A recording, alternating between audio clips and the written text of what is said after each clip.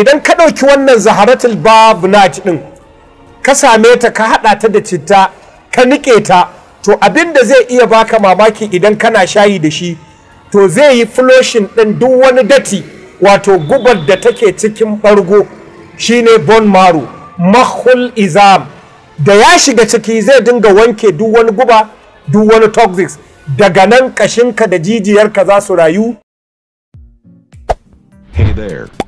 Subscribe to my channel and also press this bell icon. Idan ka duba ɓangaren daman ka nan, position of the liver inda hanta take and gallbladder da maɗaciya, to wannan magance hepatitis yake, yana magance cholestasis. In aka ce hepatitis to shine inflammation in the liver, in aka ce cholestasis inflammation in the gallbladder. To shan wannan, shayin wannan yana iya magance matsalar kumburin koda, kuma yana iya magance matsalar kumburin hanta, ciki har da ciwon da ake cewa bai da magani. Allah subhanahu wa ta'ala ya ba mu maganinsa. Abu na biyu, idan ka ɗauki wannan zaharatul babnaj ɗin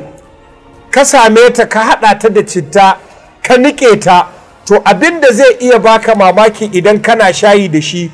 to zai yi flushing ɗin duk wani datti, wato gubar da take cikin ɓargo shine bone marrow, mahul izam, da ya shiga ciki zai dinga wanke duk wani guba, duk wani toxics, daga nan ƙashinka da jijiyarka za su rayu, zai zama cewa ka samu maganin da zai baka wankin ƙashi. Ko da a ce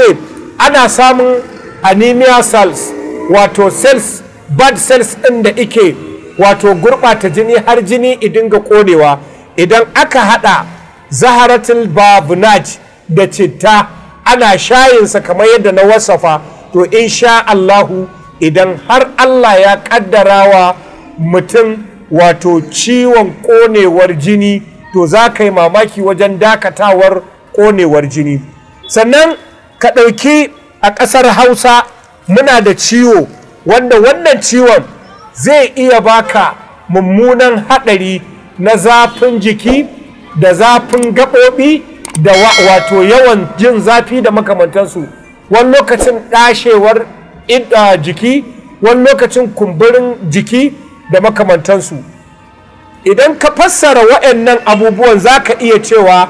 wato ka samu attack da matsala na me, wato matsalar wato shawara. To wannan matsalar shawara ɗin, in aka ce maka shawara, wato ka ce min typhoid fever and malaria fever. Abin mamaki,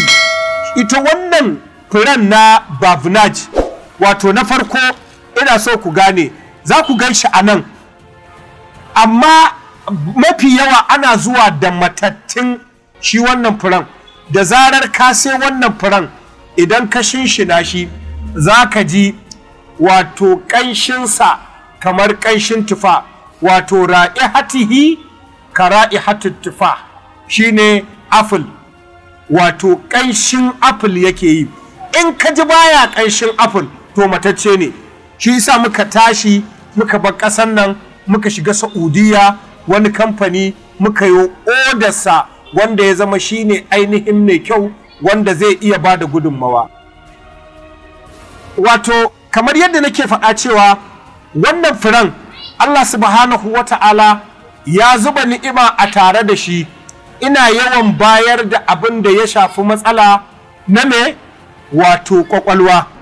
Ba zan iya shiga cikin maganar ƙwaƙwalwa kai tsaye ba, amma ina so in tabbatarwa da mai matsalar rikicewar ƙwaƙwalwa ko rashin fahimtar karatu, ainihin shi wannan furen ana yin amfani da shi da citta kamar yadda na faɗa a niƙa, kuma ana dafa shi da ainihin mazarƙwaila shine shugakin, alewar rake. To in dai za a dinga shansa, duka abin da ƙwaƙwalwa take haifarwa, kowane irin matsala ne, a ce mutum yana faɗuwa, a ce mutum yana samun rashin bacci, a ce mutum yana iya samun wato ainihin ciwon kai migraine, an fahimta ko a ce matsalar ciwon ido ko matsala na cikin kunne, to inda za a dinga shayin wato albabnaj tare da citta in aka hada shi da shugakin, ina nufin wato rawan doki shine mazar kwaila, to insha Allahu za a samu cikakken ingancin lafiya wajen magance matsaloli na kwakwalwa.